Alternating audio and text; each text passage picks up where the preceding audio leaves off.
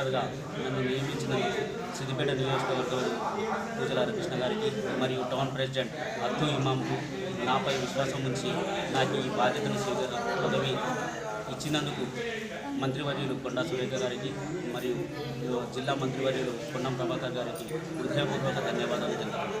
ఈ అవకాశాన్ని ఏదైనా గుడి యొక్క సమస్యలున్నా ఏ సమస్యలున్నా కానీ పాలకవర్గ దృష్టికి తీసుకెళ్ళి సమస్యల్ని నెరవేరుస్తానని నా యొక్క పనిని సత్వరంగా నిర్వహిస్తానని చెప్పేసి ఈ మీడియా ముఖంగా నేను ఈ అవకాశాన్ని నాకు కల్పించినందుకు ధన్యవాదాలు.